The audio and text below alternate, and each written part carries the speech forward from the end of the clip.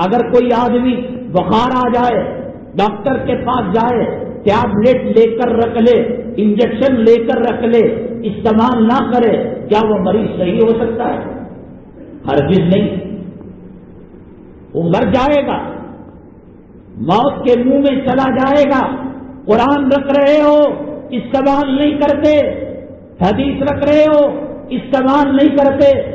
اللہ تبارک تعالیٰ فرماتے ہیں اگر یہی روش تمہاری رہی، یہودی عورتوں کے پیٹ سے اسلام کے قادم کو پیدا کریں گے، نصارہ، عیسائی، اسلام مسلمان دشمن کافر اور مشرک عورتوں کے پیٹ سے اسلام کے نونہالوں کو پیدا کریں گے، نبی کریم صلی اللہ علیہ وسلم کے خادموں کو پیدا فرمائے گا۔ غرور نہ کرو، یہ غرور تمہیں تباہ کر کے رکھ دے گا، برباد کر کے رکھ دے گا۔ کون جانتا تھا بلبیر سنگھ جس نے سب سے پہلے بابری مسجد کے گنبد پر کلہاڑی چلائی، سب سے پہلے وہ مسجد کے اوپر چڑھ کر مسجد کو شگاف کیا، مسجد کے اندر دھڑاک پیدا کی۔ اللہ نے کہا اے بے نمازیوں، اے داڑھی مڑو، اے نبی کے غداروں، اے اسلام کے دشمنوں، اے قرآن کے دشمنوں، اگر تم سے اسلام کی خدمت نہیں ہو سکتی، مسجد کی خدمت نہیں ہو سکتی، یتیموں کی خدمت نہیں ہو سکتی، بابری مسجد کے قاتل کو ہم ہدایت دے کر ہم اسے صراط مستقیم پر چلائیں گے۔ اللہ نے جب ہدایت دی، اس نے کہا کہ میرے سے بہت بڑا گناہ ہو گیا، میں زندگی کے اندر 100 مسجدیں تعمیر کروں گا۔ آج ایک جھوپڑا آپ اور مل کر نہیں بنا سکتے، ایک چھوٹی سی زمین کے لیے بڑے بڑے سیٹوں کے پیر پڑنے پڑتے ہیں، ان کے قدموں کو چومنا پڑتا ہے۔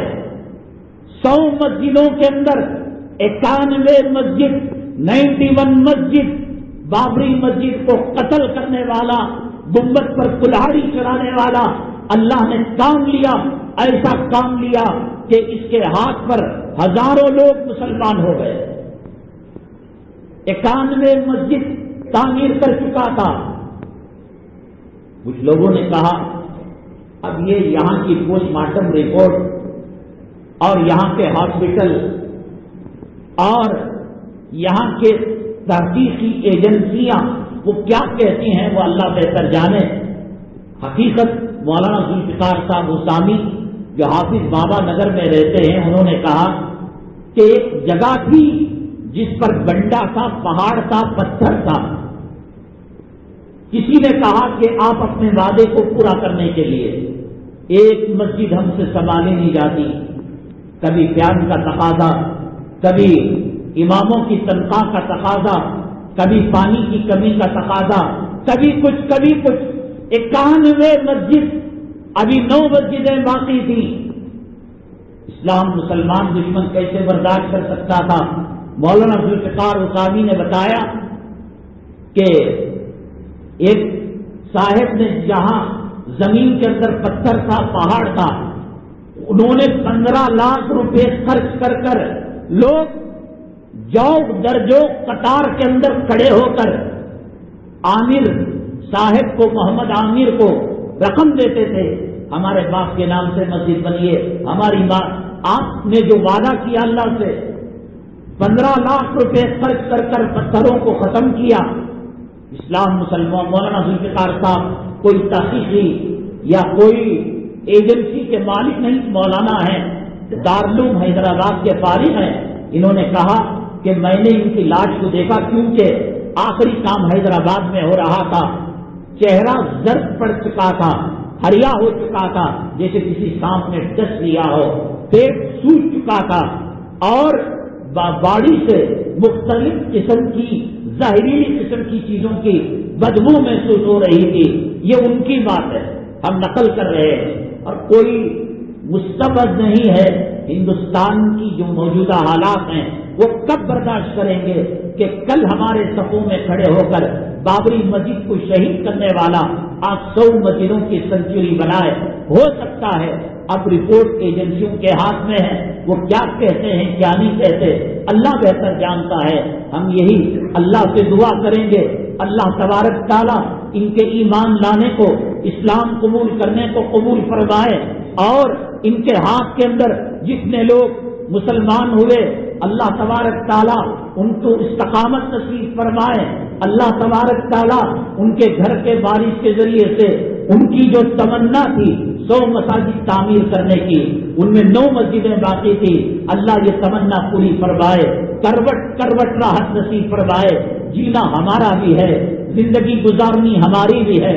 صبح میں جوڑوں کی خدمت، اولاد کی خدمت، گھر کی خدمت، نہار پیٹ اٹھ کر سب سے پہلے گھر کا جو تعمیری کام ہو رہا ہے، بالو برابر ہے کیا، لوہا برابر ہے کیا، اینٹ برابر ہے کیا، تھمبی برابر ہے کیا، مستری آ رہا نہیں آ رہا ہے، دکھ ہے، لعنت ہے اسی زندگی پر. خدا کیا اس لیے زندگی دیا تھا کہ مکانوں کے پیچھے پڑے رہے، دکانوں کے پیچھے پڑے رہے، جوڑوں کا حیض و نفاس چاٹتے پھرے، غلامی کرتے پھرے، بچوں کے غلام بنے، اینٹ پتھر کے غلام بنے. جی محمد سے وفا تو نے تو ہم تیرے ہیں، یہ جہاں چیز ہی کیا لوح و قلم تیرے ہیں. ایک مرتبہ محمد صلی اللہ علیہ وسلم کا دامن پکڑ کر دیکھیے گا، ایک مرتبہ اہدنا الصراط المستقیم صراط الذین انعمت علیہم، اس راستے پر صراط مستقیم پر چل کر دیکھیے گا. اللہ تبارک تعالیٰ حضرت عیسیٰ علیہ السلام کی قوم کے لیے آسمان کا دسترخوان، مائدہ، جنت کا دسترخوان مائدہ نازل کر سکتے ہیں. موسیٰ علیہ السلام کی قوم کے لیے اللہ تبارک تعالیٰ من و سلوہ جو جنت کا نمبر 1 پھل ہے، میوہ ہے، وہ دے سکتے ہیں. نبی کریم صلی اللہ علیہ وسلم کے غلاموں کو چاہیے کہ آپ کے تلوے پکڑے، آپ کے جوتے پکڑے، آپ کے دامن پکڑے. علامہ اقبال کہتا ہے کیا MLA کے پیچھے جاتا ہے، کیا MP کے پیچھے جاتا ہے، کیا جوروں کے پیچھے لگا ہوا ہے. ایک ضرورت ہے، جیسے پیشاب کرنا ایک ضرورت ہے، پاخانہ کرنا ایک ضرورت ہے، غسل کرنا ایک ضرورت ہے، ناشتہ کرنا ایک ضرورت ہے، پانی پینا ایک ضرورت ہے، بیوی بھی ایک ضرورت ہے، اولاد بھی ایک ضرورت ہے. لیکن مقصد زندگی کیوں بنا لیا اس کو مسلمان نے؟ نبی کے دامن کو نہیں پہچانا، نبی کے طوبہ کو نہیں پہچانا، نبی کے گنبد خضرا کو نہیں پہچانا، نبی کے خشوع خضوع کو نہیں پہچانا، تقویٰ طہارت کو نہیں پہچانا، ریاض الجنہ کو نہیں پہچانا، مدینہ طیبہ کو نہیں پہچانا، حرم مکی کو نہیں پہچانا. اے غافل مسلمان، ایک مرتبہ نبی کا دامن پکڑ کر تو دیکھ. اللہ کا بندہ علامہ اقبال کہتا ہے یہ جہاں چیز ہی کیا، تو 7 زمین 7 آسمان کی بات کر رہا ہے، یہ لوح و قلم تیرے ہیں. اللہ تقدیر تجھے دکھتے دے گا، اللہ قلم تجھے دے دے گا. اور خودی کو کر بلند اتنا کہ ہر تقدیر سے پہلے خدا بندے سے خود پوچھے بڑا تیری رضا کیا ہے. یہ رضا اللہ کی چاہیے، یہ خوشنودی چاہیے، جہنم کے راستے میں نہیں ملے گا. یہ لوگوں کو، ان مالداروں کو، ان کے بنگلوں کو دیکھ کر، ان کے کاروں کو دیکھ کر، ان کی شادیوں کو دیکھ کر فلا تغرنکم الحیات الدنیا، میرا اللہ پہلے ہی کہہ چکا ہے. شداد کی جنت کو دیکھ کر، قارون کے خزانے کو دیکھ کر، فرعون کی سلطنت کو دیکھ کر، حامان کی وزارت کو دیکھ کر دیکھ رہے بڑا سیٹ صاحب بھائی، بڑا دولت والا، میرے رب کی عزت و جلالت کی قسم، میرے سر پر اللہ کا قرآن رکھ کر کعبے کی حتیم میں لے جا کر آپ مجھ سے قسم لے لو، جو فجر نہیں پڑتا، جو داڑھی منڈانے والا رہتا ہے، جو نبی کا دامن چھوڑا ہوا رہتا ہے، ومن اعرض عن ذکری فإن له معیشۃ ضنکا ونحشرہ یوم القیامۃ اعمی. اللہ فرماتے ہیں جو میرے نبی کے دامن کو چھوڑے گا، جو قرآن کے راستے پر نہیں چلے گا، جو دین کے راستے پر نہیں چلے گا، جو صراط مستقیم کو اپنائے گا نہیں. اللہ سچا ہے یا اللہ جھوٹا ہے؟ قرآن سچا ہے، قرآن جھوٹا ہے. ہماری آنکھیں اس کی بلڈنگ کو دیکھ کر، اس کی AC آفس کو دیکھ کر، اس کے جاس اور اس کے جمال کو دیکھ کر، اس کی طاقت کو دیکھ کر، اس کی قوت کو دیکھ کر یہ آنکھیں دھوکہ کھا گئی. اللہ کے نبی قرآن کہتا ہے فلا تغرنکم الحیات الدنیا. جب اس نے فجر نہیں پڑی، جب وہ نبی کے راستے سے محبت نہیں کرتا، اللہ فرماتے ہیں وہ مارنا ماریں گے، وہ گاڑنا گاڑیں گے، وہ عذاب دینا دیں گے. یہ دارالعلوم کا مفتی نہیں، یہ سہارنپور کا مفتی نہیں، یہ بریلی کا کوئی ملا نہیں، یہ تبلیغ کا کوئی امیر نہیں. قرآن کہتا ہے من اعرض عن ذکری فإن له معیشۃ ضنکا. وہ خلیفہ البرج بنا لے، وہ دبئی کی عمارتوں کا مالک بن جائے، اللہ فرماتے ہیں میں بھی اس کی زندگی کو تنگ کر کے رکھ دوں گا۔ حضرت مولانا مفتی محمد شفیع صاحب رحمۃ اللہ علیہ فرمان، لوگ کہتے ہیں نماز پڑھ کر کیا فائدہ، سکون ہے، اطمینان ہے، راحت ہے، جنت کے مزے آ رہے ہیں، سجدے کی حلاوت مل رہی ہے، تلاوت کا مزہ آ رہا ہے۔ ایک مرد ایک عورت کو دیکھے اور کہے کہ مجھے کچھ نہیں ہوتا، اس کی مردانیت کے اندر گڑبڑ ہے، یہ ہجڑا ہے۔ ایک بھوکا کھانے کو دیکھے کہا میری طبیعت چلچاتی نہیں، اس کی طبیعت خراب ہے، اسے کینسر ہے، اسے ایڈز ہے، اس کی خواہشات اس کے دماغ پر پردہ پڑ چکا ہے۔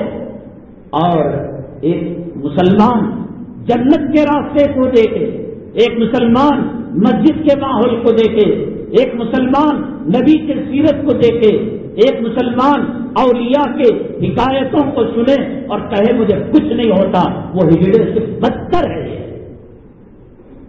اللہ تبارک تعالیٰ مفتی شفیع صاحب رحمۃ اللہ علیہ فرماتے ہیں اس آیت کے ترجمے میں بھی دیکھ لیتا ہوں۔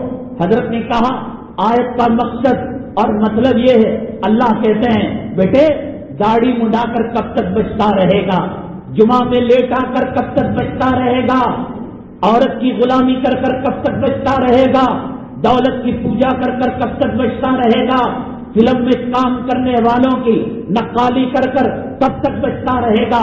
میں بھی تیری زندگی کو تنگ نہ کروں، میں بھی رب نہیں، من اعرض عن ذکری فإن له معیشۃ ضنکا، اللہ فرماتے ہیں ہم اس کی زندگی کو تنگ کر کر رکھ دیں گے۔ ونحشره یوم القیامہ، دھوکے میں نہیں آنا، یہ بے نمازی اچھا ہے، اس کے چڈی میں کتنے چھید ہیں آپ کو کیا پتا، اس کی بیوی کی کیا پریشانی ہے، کون سی بیماری ہے، کسے چیٹنگ کرتی ہے، کسے واٹس ایپ کرتی ہے، کسے کال کرتی ہے، بیٹیوں کے اندر کتنی مرتبہ کیا پتا۔ بلڈنگوں کو دیکھ کر، برج الخلیفہ کو دیکھ کر، آسمان سے باتیں کرنے والی عمارتوں کو دیکھ کر فلا تغرنکم الحیات الدنیا، اللہ کہتے ہیں